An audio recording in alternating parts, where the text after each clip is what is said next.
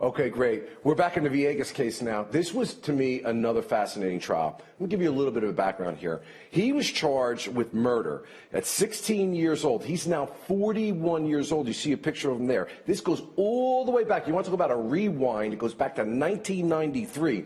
This is actually the third trial in this case. The first one was a mistrial. Then in 1995, there was a conviction. And in 2013, the case was reversed. It had a torturous legal history here. He's 25 years after the first trial. We were covering this gavel to gavel at the Law&Crime Network. Villegas spent 18 years in prison. The last couple of years, he got out because of the reversal of the case. And the confession and phone records, the quote-unquote confession and phone statements they had made from the jail, which the prosecution said indicated that he was guilty of this offense, although it was very questionable, were actually thrown out by the courts, indicating that they were not properly submitted into the record of this court. So this case goes for the third time. We did it in 2018. One of the main witnesses in this case was an individual named Jesse Hernandez. He is one of the victim's friends who actually witnessed the shooting. Let's take a look. And on the other end, I'm going to come back with Gene Rossi. We're going to talk a little bit more about what turned out to be one of the more fascinating verdicts in 2018. Street. Yes, ma'am. Does anything else happen in regards to that car? It turns into the street and it stops. And at that moment, we thought we were going to have a confrontation. We thought that they were going to get out of the car and confront us, but that never happened. So, I'm not even saying a minute goes by, it decides to leave. But it doesn't leave more than a couple of feet, and then it stops, puts its reverse, and it backs up. And then I guess they decided, you know what, let's leave, and it took off. Okay. So there was no confrontation at that point? No, ma'am. Were you concerned that there was going to yes. be? Was it Bobby or who was it that picked up a... I'm not, you know what I believe? If I can remember, it was Juan. Okay. He picked up a water meter cover. Okay. Back in '93, you don't remember it was Juan or Bobby that picked up a... But I know they picked up one because eventually they gave it to me and I put it down. Okay. A water meter. A water meter cover. Is that what you're saying it is? Yes. It's okay. When you turn off your water in your house, it's a solid piece of plate. Okay. That's what they gave me. And so one of your friends picks that up because they are concerned there's going to be a confrontation. Yes, ma'am. All right. But there isn't at that particular intersection. No. Is it fair to say then, Mr. Hernandez, that you don't know who's in that car or who that car belongs to? No. All right. Do you remember saying that it was both Bobby and Mondo that approached the car? Yes. Okay, so they're together approaching the car. Where are you? Do you approach the car? No. Where are you? I stood as close as I could to the fence because that's where Mondo had his shirt. Okay. And where is Juan? He's right beside me. So he's with you, and it's Mondo and Bobby together. Yes. Is that fair to say? Yes, ma'am. And they approached the car, and I'm sorry, who was it that said your mama? Bobby. Bobby. Robert. Okay. And at that point, you think the shots are fired at that point? Yeah, as soon as he says your mama, he takes a couple of steps towards the vehicle, the shots were fired. Okay. What happens next? Well, I hear the shots and I see, I'm looking at Mondo and Bobby and they're walking a couple of steps. And when I'm in this angle, I see like a glow. And I can't say, or it's just, but I remember a glowing light, and I hear a ping, like if one hit the fence, like if you flick up, but like a hard ping. Okay. And I just ran as fast. All right, that's Jesse Hernandez. He is a friend. He was spared that day, if you will, having watched Armando, what he's referring to, Armando Lazo and Bobby England, who were shot in this confrontation, and he's given us information about that. Gene, something I found fascinating about this case. Let's go through a couple of real quick legal points. The jury couldn't come to a decision in 1994. In 1995, he was convicted. In 2013, it was reversed for some pretty egregious, conduct. He spent 18 years in jail. He's back on trial now 25 years later. He's out of jail. He has a wife now. He has a baby. And here's the thing that's fascinating to me in this case. He was offered a plea deal that would essentially set him free, that he would not have to answer to any more jail time. And he refused to take that plea deal because he wanted to clear his name. Man, oh Shevitz, that is one heck of a decision to make. That's a roll of the dice. I got to say this about this witness. I don't hear any evidence connecting the shooting to the defendant, number one. And I hate to criticize prosecutors, but she was leading the heck out of him, and nobody objected, and the judge didn't say anything. The third point is this. If you're going to use a chart like they had, and the guy has a shaky hand with a pointer, why don't you just use a chart and put a little dot on it like old school, like we used to do? You know, I was trying a murder case when I was the head prosecutor, and they were using all these gizmos, and my partner wanted to have all these fancy technology things, and I was telling him, man, if I'm in opening or summation and one of those things doesn't work, because I typically don't like to go on a pattern, I just kind of feel it out as I'm doing it, and it can be really distracting sometimes, technologically wise. And I go back to that point, though, Gene. So many years have passed that we really didn't even use computers back in 1993 in prosecutions of cases. We did it old school. We did Elmo. We just put a sheet, had a screen, and just did Elmo. No PowerPoint. Yeah, the Elmo, definitely. Boy, you're bringing me back. You know, sometimes I wonder if it's not even a better process. Hey, guys, listen, this is a great case. We're going to continue to break it down. We've got to go to a break. We're back on the other end.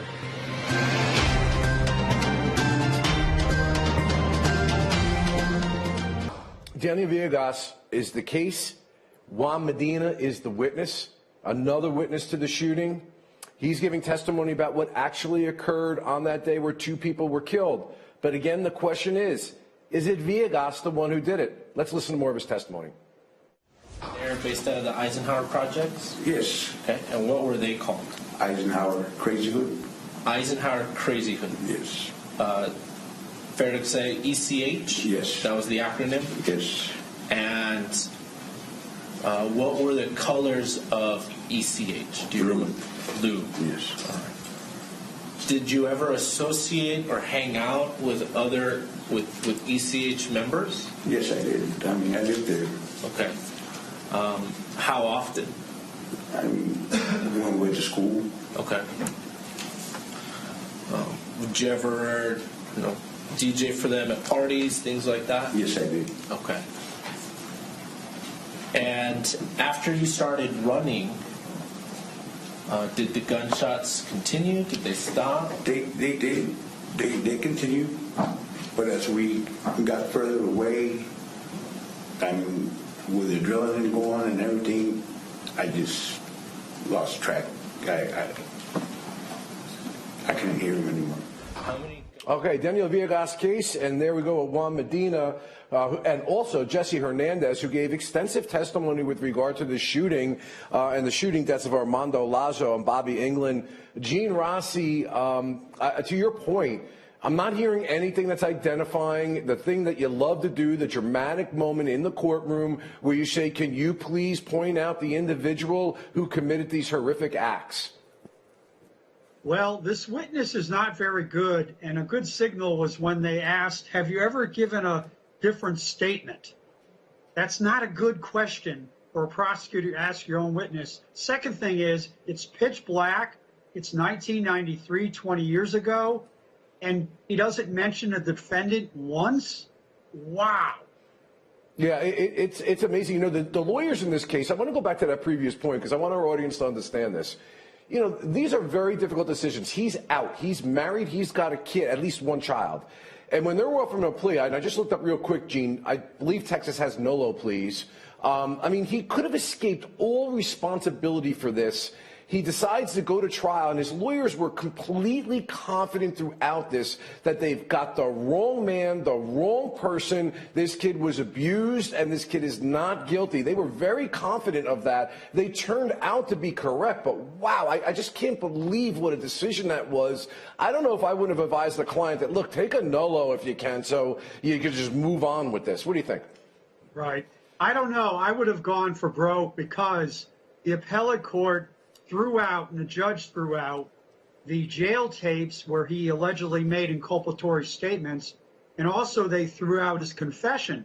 So if you throw out those pieces of evidence, all you have are these two witnesses that really didn't say anything other than two kids got killed, Bobby and Mondo. That doesn't prove any case. I would have rolled the dice. We're going to talk a little bit about that on the other end, Gene, because you just implicated something that I think is really, really important on the back end of this case that we'll get to. But speaking of the statements that were suppressed, I mean, first of all, these statements that they were using in the first place were wobbly and odd and speculative. But as Gene Rossi aptly notes in 2013, the reversal of the court said, no way, that stuff's not getting introduced. So the state's case did not get better. And the state probably felt, well, I'd rather lose it than give it away, although they were willing to do pretty much a time-served sentence. But getting to confessions, there was a cousin who had stated that the defendant had given a confession. And on the other end of this break, stay tuned, because you're going to listen to him talk about how he said, the defendant, that he admitted to doing it, but that the cousin thought it was really just a joke. We'll be back on the other end of the break.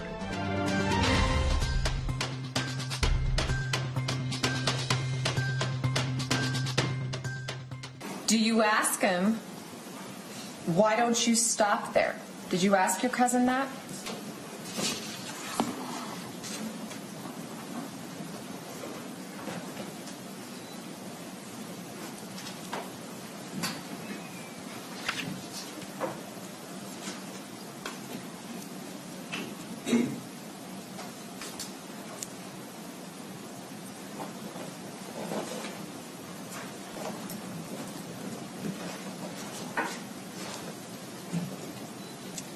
Said that Mondo, according to this, that Mondo recognized him, and or he recognized him. That's what he said. And he couldn't leave him as a witness. Correct. So what does he tell you happens next?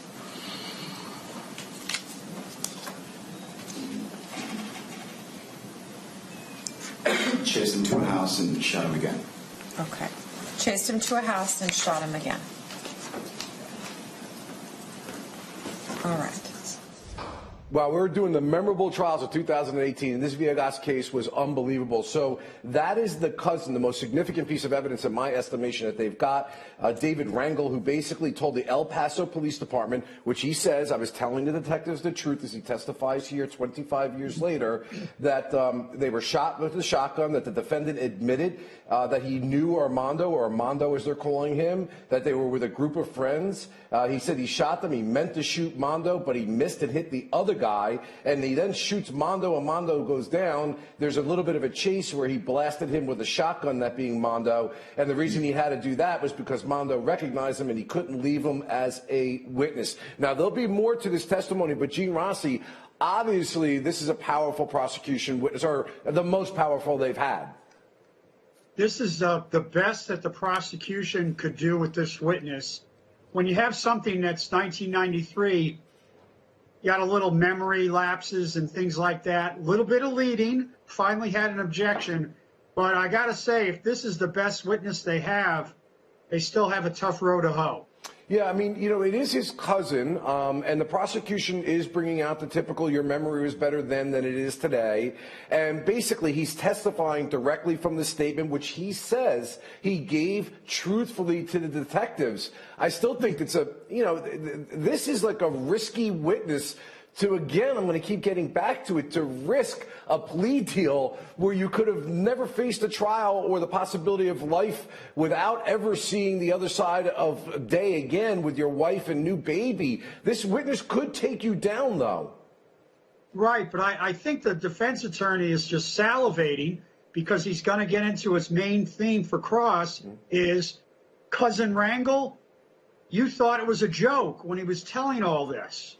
And the other thing I'm not clear on is, was it a shotgun that killed Mondo and Bobby Englund?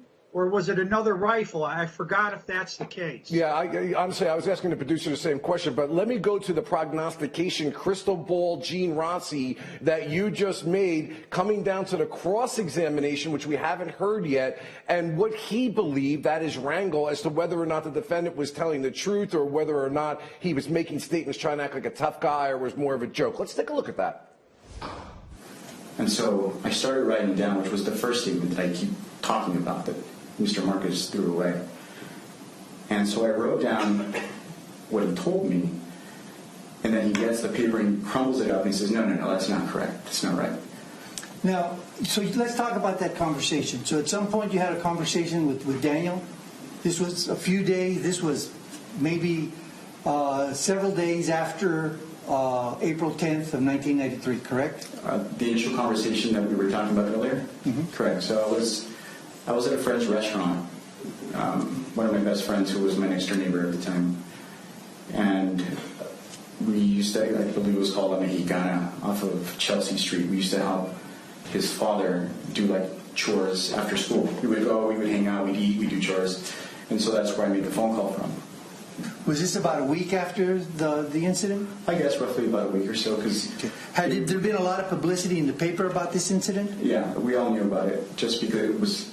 And in the paper, it described who the boys were, how the shooting happened, about the car going back and forth. That was in the public domain. From what I remember, correct.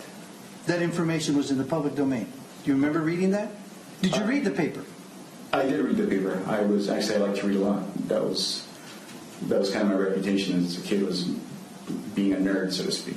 Okay. So you make a phone call, you're talking to Daniel, mm-hmm. and he makes a statement to you about him being the shooter, right? Guess who did it? Correct. And then, did you take him seriously? No. Initially, when he told you, did you take him seriously? No. Well, this is the thing, is that from the time Daniel and I have been kids, Daniel was always the kid that exaggerated about everything. That's just a reputation he had. Like, when we were talking to girls, he was Italian, or he had a lowrider that was always in the shop. He was a 16-year-old kid, barely even owned a bike. But when I would look at him as he was discussing this, he was like, with his big grin on his face. So when Daniel told me these things, because he made up a lot of stuff, you don't take him seriously. One of the most memorable trials of 2018 is the Villegas case. Lee are listening to his cousin David Rangel, who basically got on to say that he had admitted to doing this. What you just saw there, though, was cross-examination. Defense attorney doing a very good job bringing out some points. It was several days later that supposedly the conversation had happened, that the newspaper accounts were out there. Pretty much the community, in essence, knew what happened, including the defendant, Villegas, and that he didn't. This is most importantly, Rangel did not take him seriously, that the defendant was always exaggerating. Ladies and gentlemen, that's good so far for cross-examination, but there'll be more. We'll get to it on the other end of the break.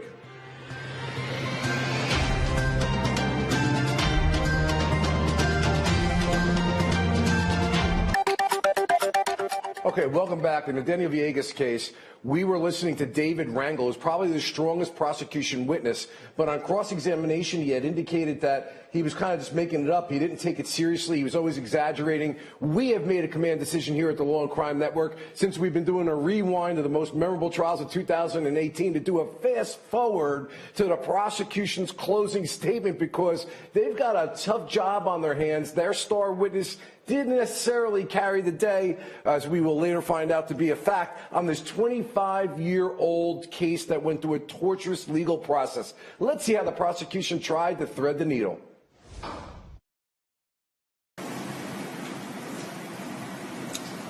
His words condemn him. Why does he tell these people over and over and over again that he killed these two boys if he wasn't the one who did it? The statement to Oscar Gomez, that was even after he'd been arrested, after he'd already been in jail, after he had already gotten out on bond. And he says, let's hang out because I'm going away.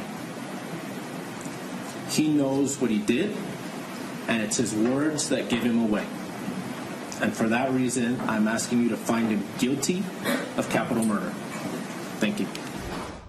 Prosecution's closing the Villegas case, but that is not about to go unanswered because the defense had some things to say to the jury as well. Let's take a look. David Rangel was threatened with murder, with capital murder. David Rangel was scared. He told you, you could still, he says he relives it. You could see it in his face. There's no doubt what that detective did to him. Their 11th witness is Officer Villegas, that he went to the scene for 5 or 10 minutes. Several hours later, he went to 5,700 Ram. He said the initial call came in from a shots fired that they had seen a yellow Thunderbird leaving the scene. I don't know what sinister spin they're trying to place on that. It just is a ludicrous. They're making these quantum leaps, and they want to take you along for a ride in those quantum leaps. Okay, so Gene Rossi, what do you think? How did they do tactically as lawyers in the case? Did the prosecution meet its burden? I know it's a trick question. Oh, boy. You know, Bob, those witnesses were so weak in terms of identifying the defendant, placing him at the scene of the crime with direct evidence, eyesight, and that Rangel, the cousin. Oh, my God, that was bad testimony on cross. I got to say, I got to compliment the prosecutors. You have two people who were shot, and you don't have anybody else you can look at other than this defendant. You got to give it to the jury and let them decide. If they find him guilty, so be it. If not, then move on. Gene Rossi, this to me had to be one of the most culminacious, if you will, if that's a word, verdicts, right? Because this case goes to the jury, and the defendant and the lawyers and everyone in that courtroom know that he was offered a plea that would have resulted in him not doing any more jail time. So he's risking it all. I mean, I know that verdicts are tense, but man, when you're in this position, this has got to be uber intense. And I think you'll see exactly what I'm talking about when you look at the reaction during the verdict. Let's take a look. Madam Presiding Juror, has in fact reached a verdict. Could you please hand the charge and the verdict form to the bailiff, who will deliver it to the court so that I can ensure that it is in proper form?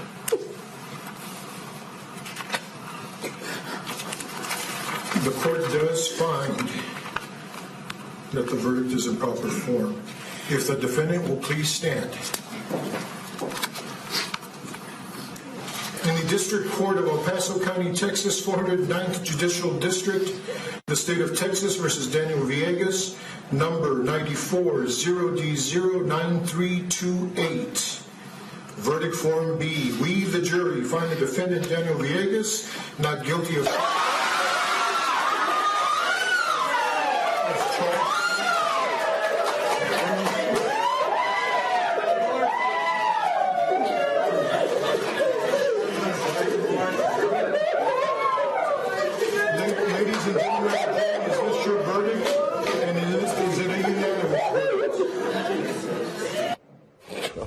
Man, oh man, holy cow, Gene. That is unbelievable. And the emotion was incredible. I will add, they went to a Catholic church afterwards and prayed and then gave a press conference. Real quick, Gene, give me 10 seconds to something because your reaction to this, because I want to talk to you about one other thing real quick. We don't have a lot of time. Inspiring.